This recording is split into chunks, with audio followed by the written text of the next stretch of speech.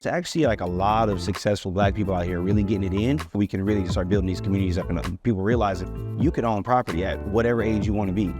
And, you know, if you get your hands on some property, what you should do. If you are interested in getting some properties, here's what you should do. So there should be a lot more initiative on that. But I think that it's just like in Black America, it's like something that's just not talked about enough.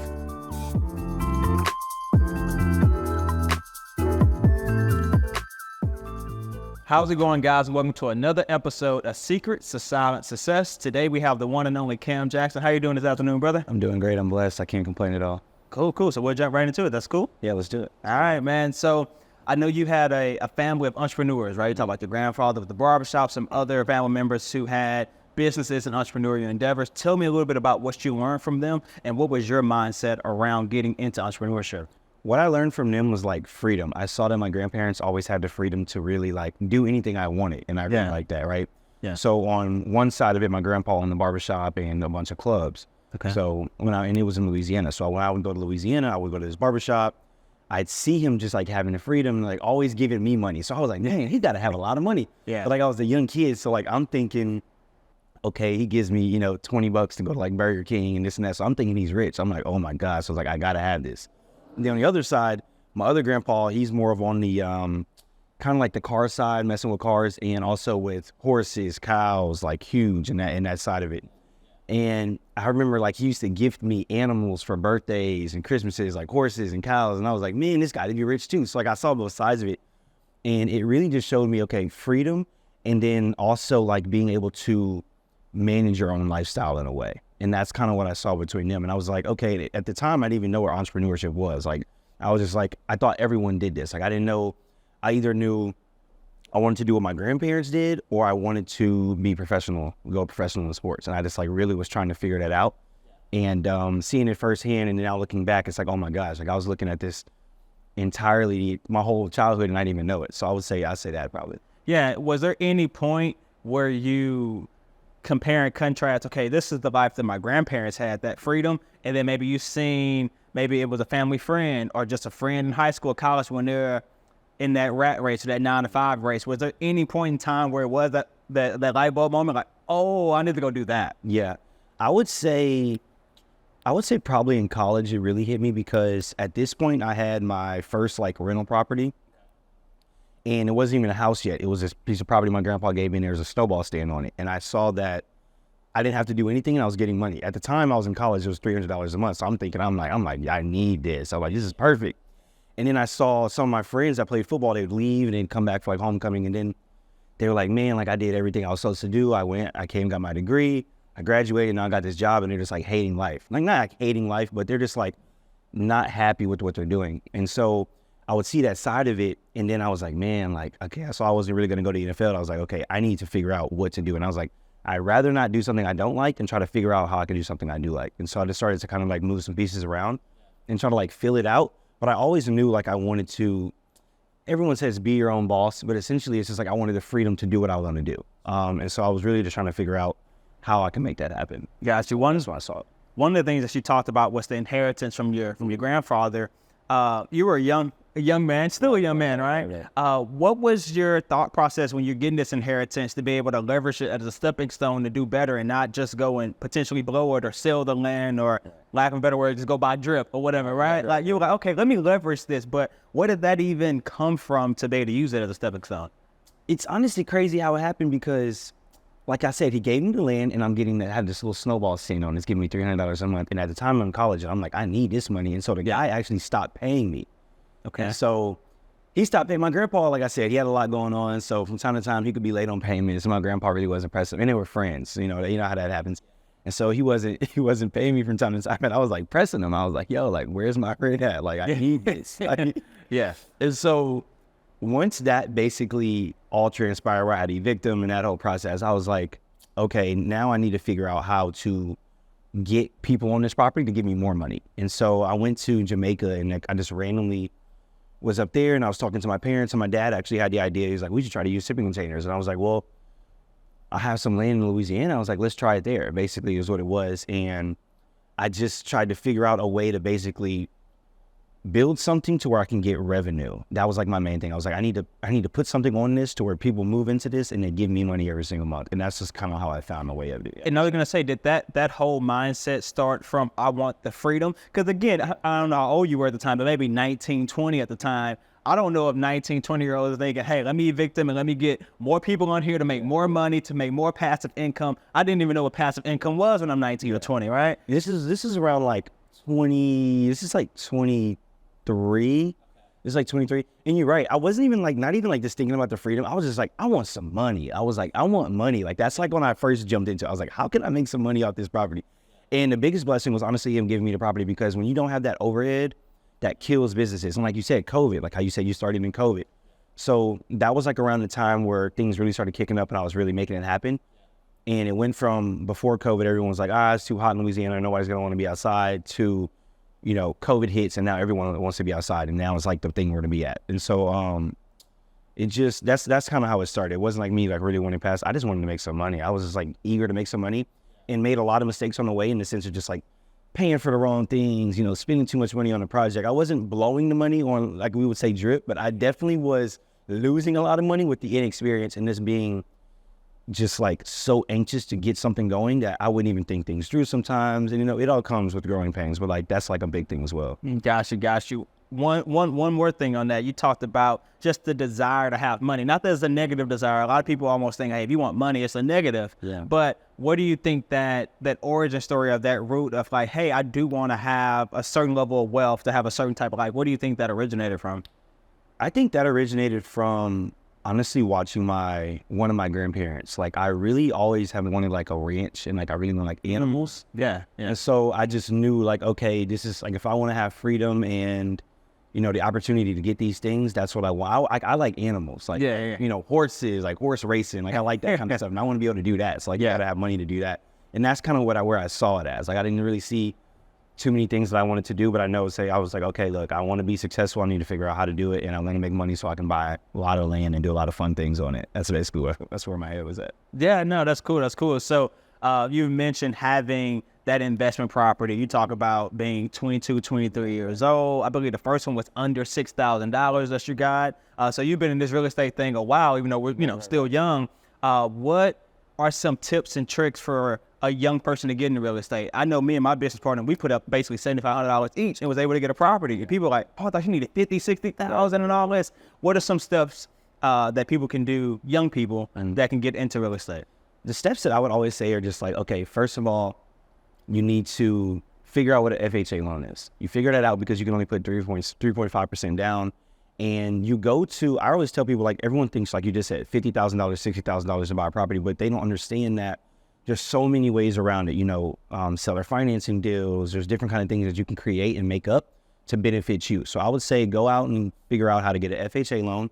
Figure out either your mom. There's so much money in this world. I tell people, you know somebody that will give you the money to invest in real estate. You just have, if you don't have it, you know somebody that has the funds or the means to be able to help you and invest with you. So go find, for me, it was my mom, right? I started with my mom. It could be a grandma, it could be an aunt, it could be a friend's mom. Like, it could be somebody, but you have to let people know what you're doing and then start figuring out strategies to make it happen. So I would say a FHA loan basically is where you get the property, you got to stay in it for a year. And then once you stay in it for a year, you're able to rent that property out. So for me, the first property that we got, I went in with my mom, like I said, and we purchased a property. It took like a year to do all the renovations, stayed in it for a little bit, and then was able to rent it out. And then once I kind of saw that process, I was like, wow, this is easier than I ever thought it was. And I was one of those people that was like, you got to have all this money to get into real estate, but it's honestly insane. I've gotten properties for $100, and people think it's honestly crazy. But you know, it's different cities and different times, like it was Louisiana, but at the same time, there's always ways to get into the real estate game, but you just have to figure out what works for you and the strategy that you can implement, basically. Yeah. Sir. You talked a little bit about those learning lessons, right, early on. Tell me some of the big lessons that you've learned in this real estate game that you can help other people navigate around, if you can. Honestly, it's like, I would say, getting too emotional in the real estate game is not great, right? So either you like love a property too much, or you're trying to put so much money into it, and because I've done that as well, and like letting too much emotion can get into it can kind of mess things up. You know, if you don't get a property, it can slow you down, and you know, all of that. And I think that's probably like the biggest thing. It's for me, I made so many mistakes along the way in the sense of like not being rushing as well. Okay. I made mistakes where I didn't screen the tenant properly, just trying to get somebody in it. Yeah. And then they didn't screw the house up within like 3-4 months. I'm talking just tarnish it. And it's like all your hard work that you put into it is just like, you're looking at it. It's just like, damn. So not rushing, doing everything the right way, screening your tenants the right way, and making the house livable. Act like you would like to live there. You know, you got to be a good landlord at the end of the day, because a lot of times that's going to come back. That's good karma. That's going to help you out. So I would say kind of trying to navigate through those obstacles. But definitely not rushing, and definitely and getting the right advice from the right people. There's a lot of times where there's mistakes I made in business and real estate where I was just jumping into it and not getting the right knowledge, and I could have just went and asked questions, and I would have been able to save myself a lot of money. Yeah, and I was going to say, I know for me, it's interesting. I have clients, and you may have like this business relationship with them, but they hired you because they kind of like you, right? Yeah. So when you got like 3 real estate agents that are clients, I'm like, hey Denise, I'm thinking about buying this house. You got like 10 minutes to give me some thoughts on it? Yeah. Let's look up other specs, other comps. Exactly. What was your process to finding those mentors or finding those trusted advisors that you could pick up the phone and actually call when you're like, oh, I don't know if I should do this or not? Really just like, it started out with my mom. And then once I moved to Louisiana, I met a lot of people that do a lot of big things. And it was kind of like easy for me to call, you know, I call them unks. Like everybody that's like all older than me. Yeah. The OGs, the unks. Yeah. I call them up unk. Like, this is what's going on. Let me know something. So it's like, it's cool to have that camaraderie. And really my mom, like, to be honest with you, my mom is like counsel because she's just so smart. Like, she's been doing real estate for a long time, and she's not even a real estate agent. Like, she's in real estate. Saw her mom doing real estate, so she kind of got into it the same way. So I go to her a lot of times, and then there's my unks that I met through business and through my dad. And things like that. Yeah. Got you. I wanna dive a little bit deeper about ownership in general. I know for me, coming from a single parent household, grew up in a disadvantaged neighborhood, I didn't know the word equity until I was literally 19 years old. Wow. So we never owned any of the apartments we lived in, cars we drove, any of those things. So you talk about having grandparents that had land. You talking about wanting land. You talking about a mom who was in real estate. What is the importance of equity, of real estate, of ownership for Black Americans? It's huge because, and it's sad to see, right? Like, especially like Louisiana, I'm going to speak of Louisiana. It's sad to see, like, you know, grandma's house, like grandma passes away and the family gets the house and they are so quick to just sell the land and just get the money out of it. I really think it's like the lack of education throughout it all. Yeah. And the earlier we can teach our community, we can teach our kids, just like the better it'll be for us, because they don't understand the benefit of just keeping the real estate. It doesn't matter what grandma's house looks like, just keep it in the family. It'll go up in value. And it'll go up. That equity is just insane, and I don't think a lot of people really, I didn't even know about it. Like, it's something that is not even, it's not taught enough. It's like, I was just talking to my boy the other day, and like, I have nothing against school at all, but I just wish that there were like a lot more like life lessons in that, in the sense of like, okay, like property, taxes, credit card. Like, a lot of my friends don't even know how to use credit cards. Yeah. And it's like, or credit in general. Credit is good. They don't understand. You gotta leverage your credit. Yeah. And it's like a lot of times when you're growing up, you hear about, you know, credit is bad, and you think that just like all the white people own land. But like the older you get, it's like you see that like, man, there's actually like a lot of successful Black people out here really getting it in. Yeah. And I just wish that a lot of times, and I'm not saying it doesn't happen, but I wish a lot of times they poured into the youth a little bit more, so we can really just start building these communities up and people realizing you can own property at whatever age you want to be. Yeah. And, you know, if you get your hands on some property, what you should do. If you are interested in getting some properties, here's what you should do. So there should be a lot more initiative on that. But I think that it's just like in Black America, is like something that's just not talked about enough. Yeah. You know, because I would have sold, if I didn't have like a little bit of knowledge of how, you know, value in properties go up, then I would have sold the land, right? And so he gave me the land, and my first thought was not even to sell it. I was like, regardless if I do anything with it, I'm going to keep it, because who knows, maybe a Popeyes pulls up one day and they say, hey, we want to do a 30-year lease with you. And or a freeway comes through eventually. Right. Like, who knows? Yeah. So it's like, I want to be able to have that property and make the decision on that. Yeah. And I feel like that's a smart decision on when you want to sell it and do it. But just being greedy and just thinking you need it, it's going to grow in equity regardless. And then just go borrow some money against it. Yeah. I think one of the things that I've learned is that when you're already surviving, you have a clear vision on options. So my grandmother just passed away in February, and I inherited her home. Wow. And so, you know, I'm talking to my siblings and everything. They're like, just sell the house. And I'm like, absolutely not. Absolutely not. So quick to say. But again, when it's, hey, I'm living paycheck to paycheck, or hey, the car note is due, $40,000 in cash seems so enticing, and I'm like, I can blow $40,000 like in 2 days with a business, right? So I feel like when you have that survival, you can have more options to look at and be like, okay, this is going to grow in equity over time. My question for you would be, when you're talking to that friend that you mentioned, or maybe you're talking to someone else in your community or from Louisiana, what are you saying to them when they're like, oh, I'm going to go sell the grandparents' house, or oh, I'm going to go do this with my credit? Are you trying to give them a different mindset? What are you doing when you hear those type of conversations? I really kind of talk on personal experience. I would say like personal experience.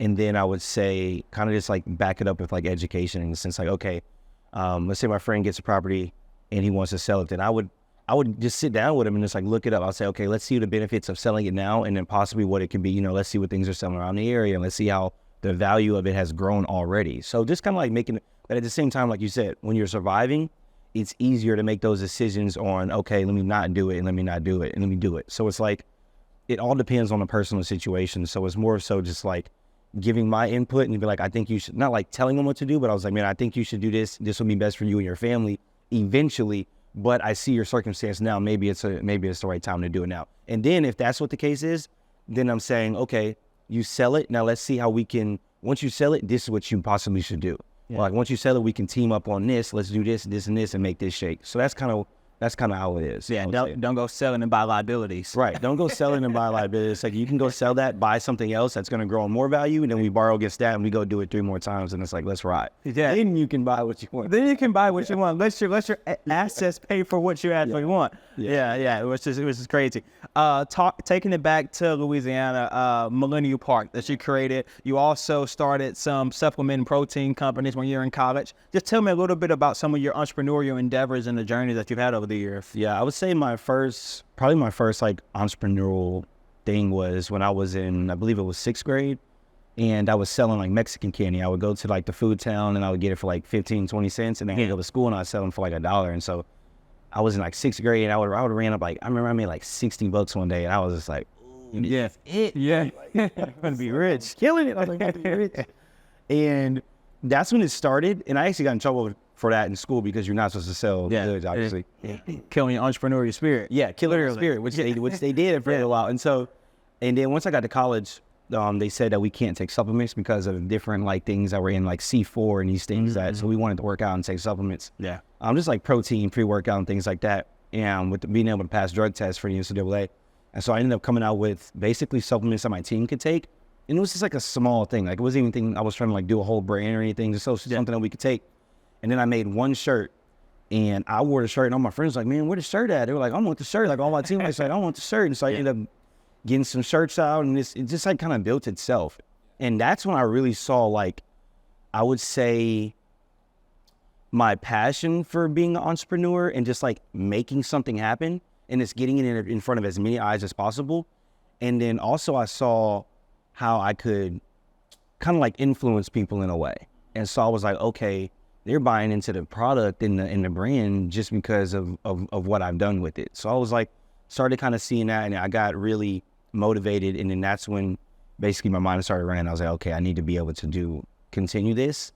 And that's kind of how my entrepreneur really just started, like just constantly just doing like little things. And like when I was smaller as well, and I was like, might have been like 10 years old, my grandpa used to let me sell candy in his barbershop too. And that was nice as well to see. But just like always trying new things. I've always been like trying to not like sell everything, but just like in the sense of like building my personal brand and then like building something and just trying to get it out as many people as possible. Yeah. So that's kind of how it started. And you talk about personal brand. So you have over 100,000 followers on Instagram now.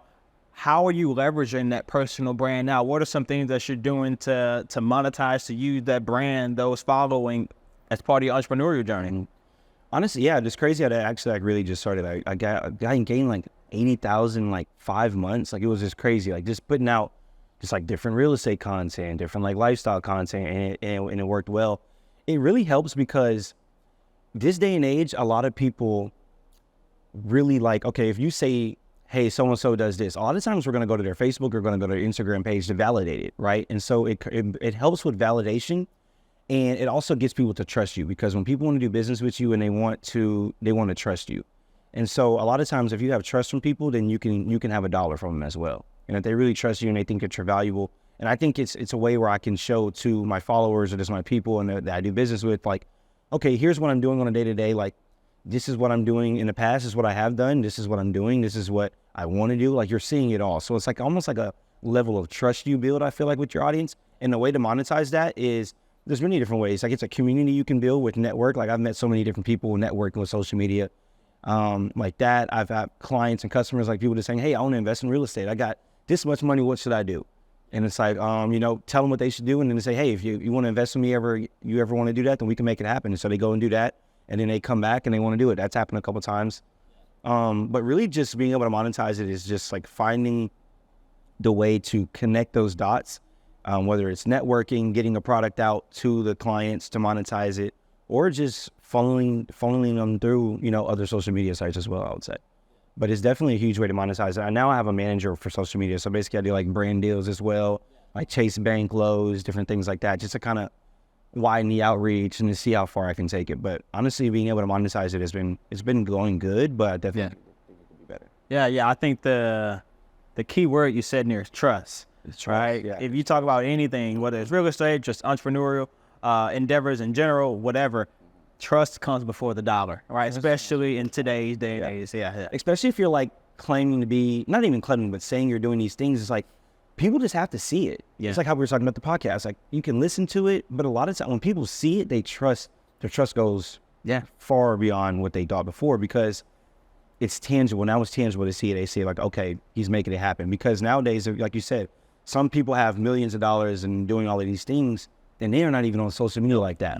And it's not saying they're not legit, but a lot of people, like, they want to see it. They want to be able to look you up real quick and see, okay, is this legit or not? Can I trust him with my money? Yeah. And then go from there. Yeah. Absolutely. So this is called the Secrets of Silent Success podcast. I would ask you, Cam, what is your secret to success?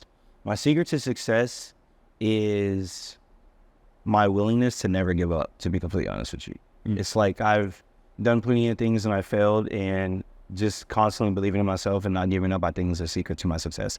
And having a good support system as well, people that really encourage you and they want the best for you, I really think that helps a lot. And like people that don't have support systems, it can be hard.